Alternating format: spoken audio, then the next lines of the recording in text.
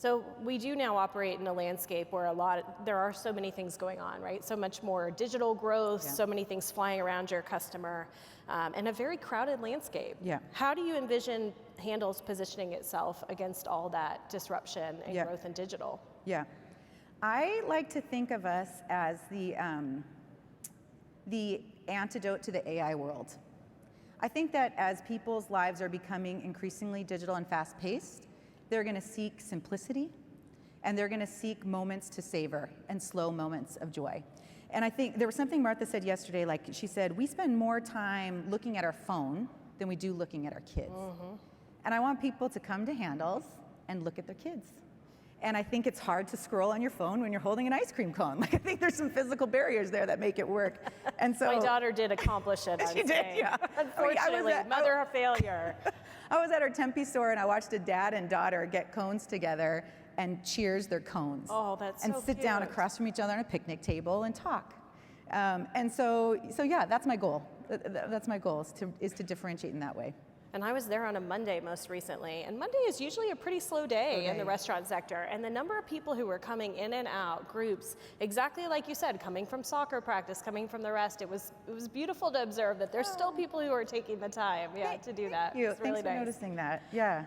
So another thing that really struck me was the incredible flavors that you have at Handel's, and I very much took the opportunity to eat across your menu a little bit and enjoy those, and I know you make them in the back of the house, which is incredible.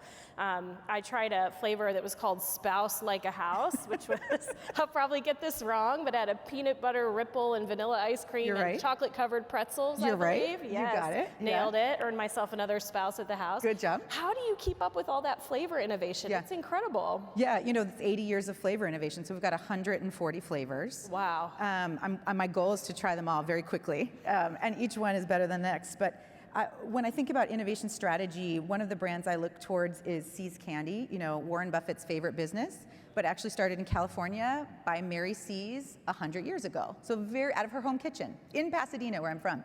So it's a very similar founding story. And if you look to what they do, they have innovation, but it's always within guardrails. It's always quality without compromise. And the innovation I think of as like familiar twists on classics. Like, yes, there's going to be a place for fig and olive and goat cheese ice cream. For sure, there's going to be an audience for that. But we're really looking at things that take classic, time-honored tradition flavor profiles and put a fun twist on them. We've got things like a carrot cake coming out in the spring. We're looking at a gingerbread in the winter. Ooh. Things that have that. You need a taste tester? Not far. Okay, that sounds good. Awesome. So I think that's what you had for me. I think so. All right, let's bounce to you, Shannon. Your turn in the hot seat. So you're still fairly new. Tell me why you took the job. What attracted you to the Habit? Yeah, I'm about 2 years into the Habit and a little less than a year into the CEO role. And I think what really captivated me about the job was we have this incredible, beloved cult brand that's so well known in our home state of California and on the West Coast.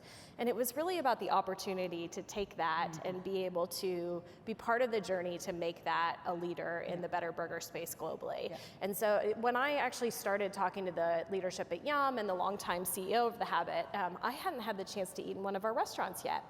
We're at 370 restaurants in 14 states. I was living in Texas. Habit had entered the Yum portfolio during the COVID pandemic, and so I just hadn't had the chance to experience it yet. So I started off actually just reading about the concept, reading some of the materials that Yum looked at when they made the decision to buy it, and that got my head very excited about the concept, because this space we play in, a better burger, is fast growth. It's a race yet to be won. But what really sealed the deal for me was eating the food and going into the restaurants. Yeah. That's what went over my stomach and my heart and my imagination. So I ended up, I was actually not far from where we are here. I was on a vacation in Phoenix, and I went and did kind of a mystery shop and ate a lot of our food on a sunny patio in Arizona, and found myself literally taking pictures of it, sending it to my husband, telling him, oh my gosh, this is the best burger I've ever had. I eat a lot of food. I love food. And I now know that a lot of our customers do that when they experience us for the first time. It is a really, really delicious, compelling proposition. And so I was very intrigued, and then a couple weeks after that, I went and toured with the longtime CEO and saw what brings that magic to life in our restaurants, that very strong operating culture that helps us do that consistently, time and time again.